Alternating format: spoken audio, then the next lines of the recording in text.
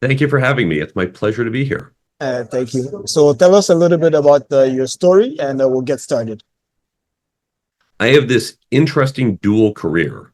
I graduated from MIT with a couple degrees back in the 1990s during the dot-com era, and I began a career in software. Early on, I realized I wanted to become a CTO, a Chief Technology Officer. And as I looked at what it would take, I realized it wasn't just about being a good engineer. Certainly, I needed to do that. That was my profession. But there were a number of other skills: leadership, networking, negotiation, team building, hiring.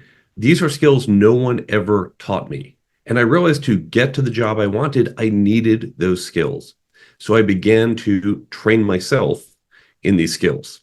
And as I was learning them, I realized these skills are not just for the most senior people, not just for C-level leaders, not just for VPs.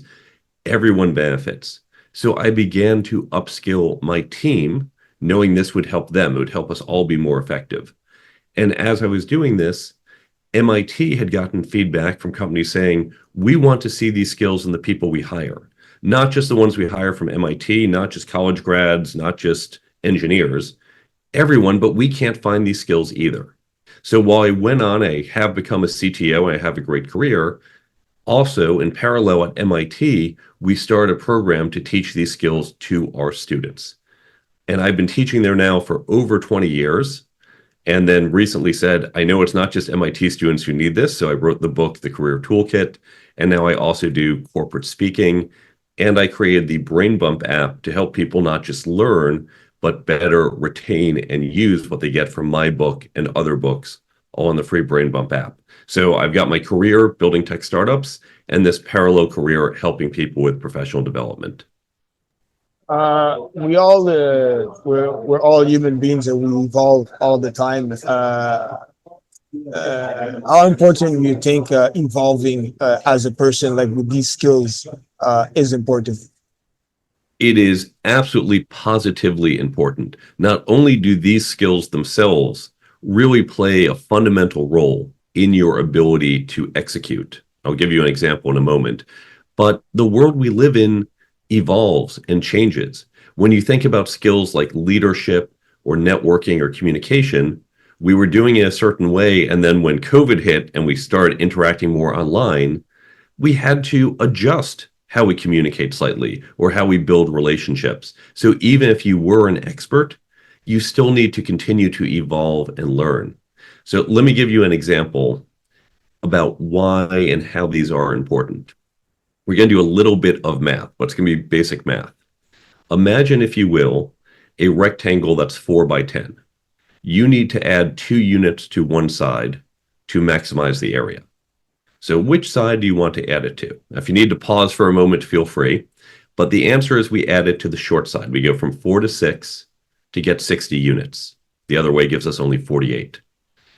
What's happening is when we put the 2 units on the short side, those 2 extra units get amplified by that long side, by the 10.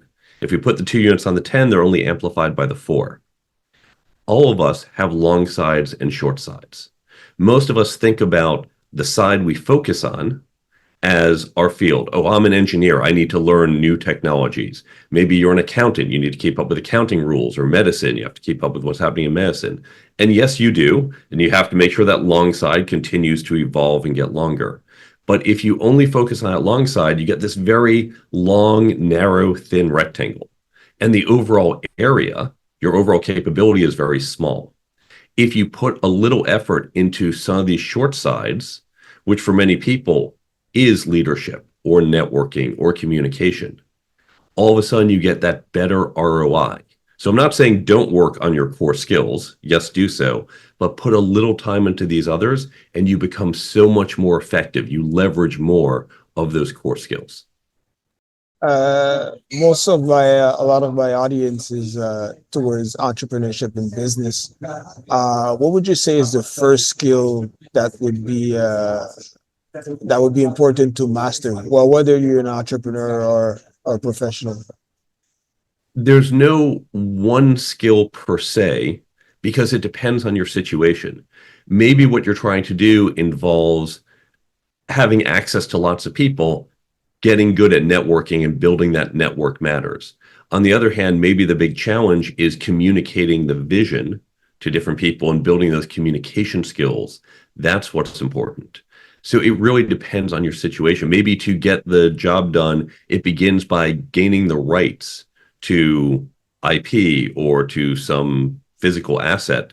Then you have to make sure you've got your negotiation skills polished up so you can negotiate to get those rights. So it really depends on your circumstance. There's no one path. And even when we look at successful people and say, I want to emulate them, yes, they've done good things and you should replicate some of it, but their path is not your path. So don't feel you have to do it exactly the same way or in the same order. They say that the first thing as an entrepreneur is to master sales. What's your thought on that? Sorry, to master yourself. No, sales. I think it depends because I've known entrepreneurs who are very good at innovating and building. And they say, I'm not a sales guy, but I know how to find a salesperson. This is often why we see a lot of entrepreneurs who are building more classic kind of Silicon Valley tech startups. They don't do it alone. And so if you're building that type of business, just recognize your shortcoming and how do you shore it up. Now, if you're doing more of the solopreneur, it's all on you. And it's hard to get someone else to sell your product if you can't sell it yourself. But even sales, I think, comes down to some of these other concepts: communication, because selling is communicating your ideas, negotiating to get the contract. So there's certainly important skills, but they might not be the first thing you need to work on. Maybe you even need to work on being more creative to come up with creative solutions that you can then later sell. When it comes to communication, sometimes people can have poor communication, and that can hurt us. What's your take on that? Absolutely. And this goes back to that rectangle example, because I've met many people, and I'm sure the audience has too, where they might be brilliant. They are super long on one side. They're considered a genius in their field. But when you go to hear them speak, they're a little scatterbrained. They're hard to follow. It's just not well presented. And you think, I know this person's smart, but it's not coming off well.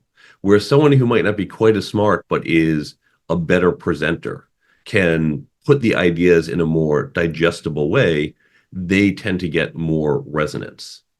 And so this is why we need to work on our short sides. Yes, it's great if you can be that genius, be that expert, but gain that communication, even if you're not number one in your field, being a more effective communicator can make you more effective overall. Any tips on how to increase that, your skills in regards to communication? Well, there's a whole bunch of resources out there, certainly my book and others. But the things to think about is to recognize that we don't all think the same way. And so you look at how other people communicate and you work to communicate and match their style. Consider if I was going to do a talk in France, I don't speak French. So I'd have to give the lecture in English. And I am now making my entire audience sit there and translate in their heads English to French, their natural language, so they can understand it. It's like having a CPU where you're saying, I'm just going to tax 10% of that CPU. So now you only have 90% capacity. They can't process it quite as quickly. And the same thing happens when I'm communicating in a manner different from you. Your brain has to translate into what makes sense to you. If I can speak French or if I can communicate in the way you think, then I'm not deducting from your brain and you can be fully focused on the message. So that's one technique. This is something that obviously takes lots of practice, but look at different communicators. Look at whether it's politicians or corporate leaders or just other people you respect and admire. It could be even a teacher or a friend as a communicator, and say, okay, she did a great talk. Let me understand, what was it that was great about her talk? Let me break that down. What did she do well? What didn't I like? And then can you learn and incorporate some of that? And by the way, you don't have to do this alone. You can bring in some friends, say, hey, what did you see in her speech? What are you taking away? What might I have missed? Because we all have some blinders to what we think about. And the whole point is to broaden our perspective. So look at what others do, break that down, and then practice putting that into your own communication. What if someone is introverted and they have a problem with communication? Well, introversion and communication are slightly different. Now, first, let's define introversion as opposed to extroversion. The technical definition is where you get your energy. Extrovert people, they're a little low energy by themselves, but you put them in a room with others, they get really excited. It builds that psychological energy. Whereas introverts, they say, oh, when I'm in a room with people, it's really mentally taxing and it drains me. And then I need to go home and do things by myself. I know introverts who are amazing presenters. They don't want to be in the room hanging out with people afterwards, but you put them on the stage, they go on, they present, they're done. And certainly being on stage is one type of communication. Sending emails is another type. Putting information on your website, that's also communication. And those, of course, don't involve direct interaction. So I would separate out both of them. Now, obviously, if you're at some event and you are talking to people and you start to feel drained because you're an introvert, as you get tired, you're going to be less effective at everything, including communicating with others. But you can certainly find other channels. You can say, hey, it's great talking to you. It might have only been 5 minutes. Great talking to you. Why don't I send you some more information? I'll do a follow up. And this way you can pick a channel that's easier. Or maybe you're at this conference, there's so many people, it's really taxing. You chat with everyone a little and then say, why don't we get coffee one on one later? Because that's going to be a less taxing environment to be with just one person instead of standing in this room that's draining you every minute you're there. Another skills is negotiation. Do you have any tips for people to be a better negotiator? I have a whole book of them, of course, which can't get into all of them, but here is how to begin to think about it. If you look at your favorite sports team, you turn on the TV, you see them an hour a week or whatever the frequency is, and you watch them play that sport. But for every hour you see them on the field, on the court, they're putting in many, many, many more hours training, practicing, planning before they set foot in the game. The same thing happens with negotiation. Most people think, well, we got a negotiation, walk into the room, start talking back and forth. But the best negotiators, we spend time ahead of time. We plan, we prepare, we research, we practice, we think through what's our game strategy, what might their game strategy be, how can we be prepared for it? So when things happen in the moment, we're not caught off guard. We have our playbook, we know how to respond. So great negotiators begin with a lot of preparation, and most of the work happens long before you walk into the room. And that's how you need to think about your negotiations. Would you say when it comes to negotiation that a good fair negotiation would be a win-win for both parties? Win-win was a classic term from the 80s. And before that, we used to say, okay, we're going to negotiate, and my job is to just crush you to get as much as I can for myself. That doesn't always make sense. And they said, well, win-win. Hey, I should win, but you should win too. But it really depends on the negotiation. There are different types. If I am buying a used car from you off of Craigslist, I'm never going to see you again. I don't care if you win as well. I just care about getting the lowest price I can. And so in that type of one-off transaction, it really is all about me. On the other hand, when you look, for example, at a negotiation between a company and a union, if the company says, ha, we crushed that union, we really extracted everything we could, and they're poor now and they're not making any money. Well, these are the guys showing up to your factory the next day. You think they're going to be super happy? You think you're going to get high quality work when you just crush them? You have a longer term ongoing relationship.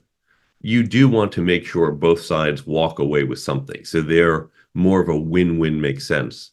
But even then, it doesn't mean I have to give you everything you want to make you happy.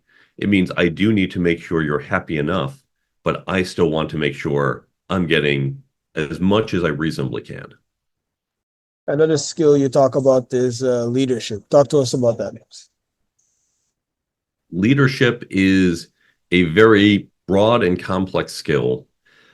I would say the thing most people get wrong is they think of leadership positionally. They think, well, I am the CEO, I am the VP of whatever, I am in charge, I have authority over you, do what I say. That's not leadership. That is authority. That is commanding someone else. And that's how the military works. And that's good for the military. The military, if the officer says, you need to run up that hill, even though people are shooting at you don't want people saying, well, I'm not so sure. You need them to say, yes, sir. Don't question it. But in the workplace, that doesn't work, especially the modern workplace. I mentioned before I'm a CTO. I have a lot of engineers. Now, it's a competitive market. I know these guys every day, they are getting new job opportunities. And if I just tell them, do it because I said so, they're going to get frustrated. They don't want to just have orders barked at them. They want a different type of relationship. So I can't use positional authority as my leadership. We use what's often referred to as influential authority, that I need to convince them that this is the right thing to do, not just command them to do it. And I need to listen to them, listen to their input, take that into account, and then talk about why I think the path I've set makes sense and convince them to go along with it. I'm gonna go a little bit left on this question. How do you create a great culture? Very good question. It will depend somewhat on your company because here again, a culture of a company that's maybe manufacturing, where you're doing lots of processing and repetition, or the culture you want at, let's say, a nuclear reactor. A nuclear reactor, I want a culture where everyone follows the rules. That's really important. If they're not following rules when running a nuclear reactor, you run into problems.